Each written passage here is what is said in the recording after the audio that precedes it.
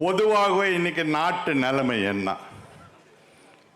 இன்னைக்கு யாரோ இந்த தேர்தல் வந்தா போதுங்க, அவன் ரோட்ல வந்துடுறான், அவன் இஷ்டத்துக்கு பேசுறான். எங்களுக்கு கட்டளை இட்டுட்டாங்க தலைமையிலேருந்து. என்ன கட்டளை தெரியுமா? நாங்கள்லாம் அமைச்சிருங்களாம். யார் அமைச்சர்? நீங்களும் அமைச்சர், நானும் அமைச்சர் தான். நாங்கள் மட்டும் அவங்களுக்கு பதிலே பேசக்கூடாதான். எங்களுக்கு நிஜமாக அந்த கட்டளை நேற்று விட வாட்ஸ்அப்பில் போட்டுட்டாங்க. நாங்கள் எதுக்குமா அவங்களுக்கு பதில் அவன் வந்து எதுனா ஒன்றா பேசிட்டு போவோம், நாங்கள் பேசலை. அது கூட ஒரு கரெக்ட் தான். தெருல நாய் கொலிக்குது, அது பின்னால் போக முடியும், நம்ம போக முடியுமா? இல்லை. அதே மாதிரி எந்த துறை எடுத்துங்க, மகத்தான திட்டங்கள் இதுவரைக்கும் இல்லாதக்கு நெஸ்வாலிக்கு அவ்வளோ பண்ணிக்கிட்டு சொல்ல நேரம் இல்லை, அண்ணன் பேசணும்.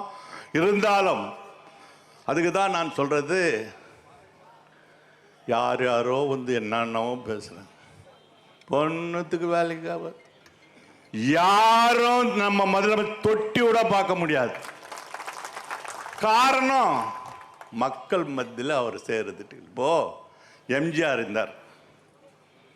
எம்ஜிஆர் எப்படி மக்கள் மத்தியில் மனசு பட்டார்? அது நடிச்சு அந்த நடிப்பிலேயே காட்டினார். நல்ல இருக்குமெல்லாம் காட்டி அந்த உள்ளத்தில் உள்ளாக்கிட்டார். அவர் வந்து இந்த மாதிரி திட்டங்கள் முல்ல ஒன்றும் பண்ணலை. ஆனால் தலைவர் வந்த பிறகு, இவர் ஆட்சி பொறுப்பேற்ற பிறகு மக்கள் மத்தியில் எம்ஜிஆர் தாண்டிட்டார். இவர் இந்த திட்டம், அது மகளிருக்கு மகத்தான திட்டங்கள் ஒன்றொன்று, அவங்க பேரில் தான் திட்டங்கள். மகளிர் உரிமை தொகை 1000 ரூபாய்.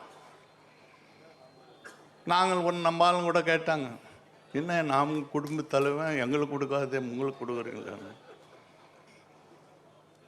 அவங்களுக்கு தெரியும் கலைஞர் எப்படியோ தளபதி அப்படி தான். எங்ககிட்ட கொடுத்தா என்ன ஆகும்னு தெரியும். அதனால் தாய்மார்கள் கிட்ட கொடுத்தா அந்த பணம் ஒரு நயா பைசாவோட வீணாகாது. அது அந்த குடும்பத்துக்கு தான் போய் சேரும். அதுக்கு தான் எந்த திட்டம் ஒன்றும் இல்லை, ரிஜிஸ்ட்ரேஷன் பண்ண 1% கம்மி அவங்களுக்கு.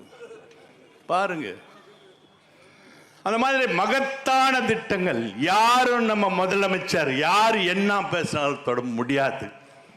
உறுதி 2026 நம்ம முதலமைச்சர் 2வது வாட்டி முதலமைச்சர் ஆவது உறுதி. அதுலேருந்து அவர் 200க்கு மேலே வெல்லும், அதில் எந்த சந்தேகம் கிடையாது. ஒன்று தான் நம்ம பண்ண வேண்டிய வேலை, வேற ஒன்றும் கிடையாது. யார் என்னன்னா பேசின்னு போடுறோம், கிட்டோட வர முடியாது, யாரும் தலைவர் தொட்டு கூட பார்க்க முடியாது. மக்கள் தெளிவாக இருக்கிறாங்க, அது தாய்மார்கள் தெளிவாக இருக்கிறாங்க. நீங்கள் பண்ண வேண்டியது ஒன்று. தமிழ்நாடு முழுதும் சொல்கிறேன், நான் ப்ராக்டிக்கல் மேன். என்னை பொறுத்து உங்களுக்கு தெரியும், நான் உண்மையை பேசுவேன், ப்ராக்டிக்கலாக பேசுவேன். ஒற்றுமை தேவை, நம்ம ஒற்றுமை தேவை. நமக்குள்ளே யாரும் குறை சொல்லக்கூடாது. நம்ம ஒற்றுமையாக இருந்தால் யாராலும் நம்மளை வெல்ல முடியாது. இந்த திமுகன்றது அந்த மாதிரி. அதனால் நீங்கள் ஒற்றுமையாக இருந்து கலைஞர் நினைவும் பெரியார் நினைவும் அண்ணா நினைவும் நிறைவேற்றி கொண்டிருக்கிற நம் முதலமைச்சர் திராவிட மாடல் அரசு நாயக்கனை 2024 முதலமைச்சராக்கி அவர் நடிக்கிற மாதிரி 200க்கும் மேலே வெற்றி பெறுவோம்னு சொல்லி வாய்ப்புக்கு நன்றி கூறி நன்றி, வணக்கம்.